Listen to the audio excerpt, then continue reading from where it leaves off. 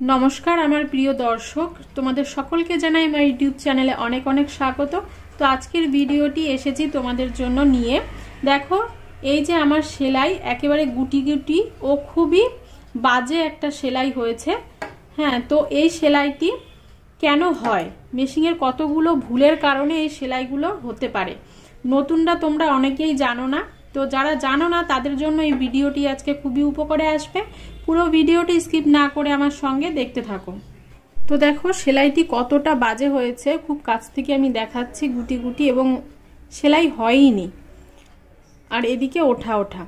তো সবার প্রথমে তোমাদের যেটা খেয়াল রাখতে হবে, এই দেখো এই সেলাইটা খারাপ হচ্ছে তার প্রথম কারণ যে তোমাদের সুইটা, এই সুইটাকে প্রথমে তোমরা দেখে নেবে যে সুইটা ঠিকঠাক লাগানো আছে কিনা। অনেক সময় কি হয়, তাড়াহুড়োর সময় আমরা কি করি, এই সুইটাকে কিন্তু উল্টো লাগিয়ে ফেলি। তো আমার মেশিনেও কিন্তু সুইটা উল্টো লাগানো ছিল, যার কারণে আমার সেলাইটা এতটা খারাপ হয়েছে। তো তোমরা খেয়াল করলে বুঝতে পারবে যে এই যে সুইয়ের যে একটুখানি নিচে যে চ্যাপটা দিকটা, ছোট্ট একটু চ্যাপটা, তারপরে ফুটো, তো এই দিকটা সবসময় তোমাদের কি হবে, ডান দিকে হবে। আর এই যে ওপর থেকে গোল এসে এখান দিয়ে এই যে ফাঁপা, এই ফাঁপা দিকটা, এই যে এই ফাঁপা দিকটা হবে তোমাদের বাঁ দিকে। তো এই সুই কি করে ঠিক করে লাগাতে হবে এটা নিয়ে অলরেডি আমার ভিডিও দেওয়া আছে, তোমরা চাইলে আমার চ্যানেলটিকে ভিজিট করে দেখে নিতে পারো। এটা সুই যদি ঠিকঠাক না লাগানো থাকে তার কারণে কিন্তু সেলাই খারাপ হয়। তো সুইটা যদি তুমি ঠিকমতো এই ওপরে যদি তুমি না লাগাও, একদম উঠিয়ে না লাগাও, সুইটা যদি নেমে থাকে নিচের দিকে একটুখানি কোনো রকমে ঢুকিয়ে দিয়ে সুইটা তুমি লাগিয়ে রেখে দিলে, তাহলেও কিন্তু সেলাই ভালো হবে না। তো চলো এবার আমরা সুইটাকে লাগিয়ে দেখি যে আমাদের সেলাই ঠিকঠাক আসছে কি না। তারপরেও যদি আমাদের সেলাই ঠিকঠাক না হয়, তারপরে আমরা কি করব। তো সুইটাকে পুরো যতটা ওঠানো যায় উঠিয়ে আমরা তারপরে কি করব, এই নাটটাকে টাইট দিয়ে দেব। নাটটাও ভালো করে তোমরা টাইট দিয়ে নেবে, যাতে সুইটা নড়াচড়া না করে, তাতে কিন্তু ভেঙে যাওয়ার ভয় থাকে। তো তারপরে আমরা এবার একটু সেলাই করে দেখব।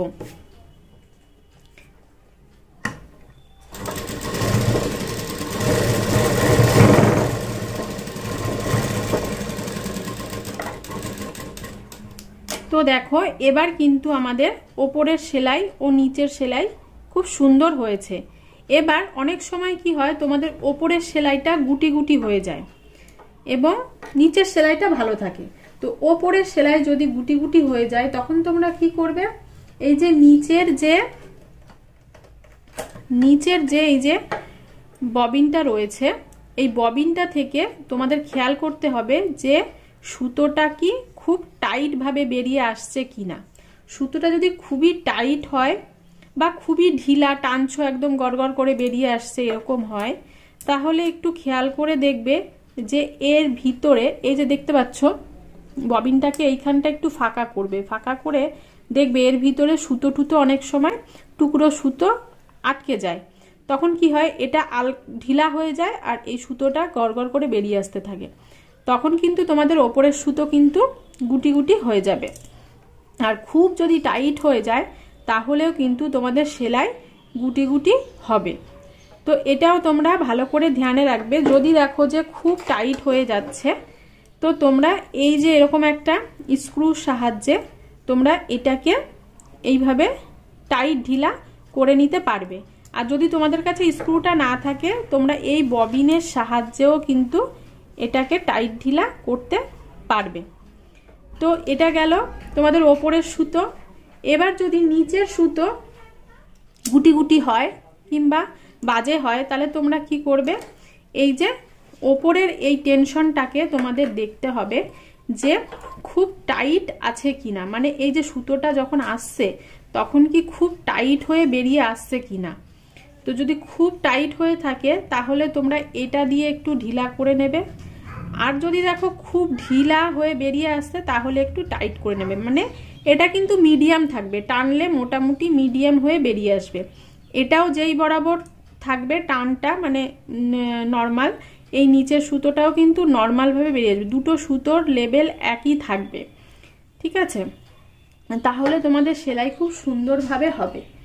তো মনে রাখতে হবে নিচের সেলাই খারাপ হলে এই ওপরটা ঠিক করতে হবে, আর ওপরের সেলাই খারাপ হলে নিচের ববিনটাকে তোমাদের ঠিক করতে হবে। এই দুটো জিনিস তোমরা খেয়াল করে মাথায় রাখবে। এবার দেখো আরও একটা প্রবলেম, তোমরা এরকম একটা কাপড় নিয়েছো, কাপড়টা খুবই মোটা, বা তোমরা এতে কিন্তু হচ্ছে বক্রম লাগাচ্ছ, তো তখন কি হচ্ছে কাপড়টা মোটা হয়ে যাচ্ছে।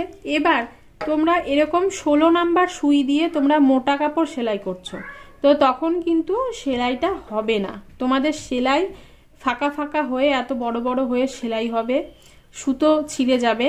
তখন তোমাদের সুইয়ের সাইজ কিন্তু পাল্টাতে হবে। এটা 16 নাম্বার সুই নর্মাল কাপড়ের জন্য, তোমাদেরকে পাল্টে 18 নাম্বার সুই নিতে হবে, ঠিক আছে? তো এই সমস্যাগুলো মোটামুটি ঠিকঠাক করতে পারলেই কিন্তু তোমাদের সেলাই সুন্দর হবে।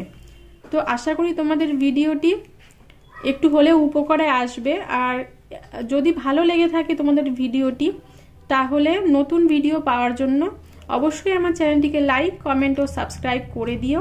দেখা হবে আবারও নতুন ভিডিও নিয়ে। ভালো থাকবে সবাই, নমস্কার। কোনো সমস্যা থাকলে অবশ্যই আমাকে কমেন্ট বক্সে জানাতে পারো।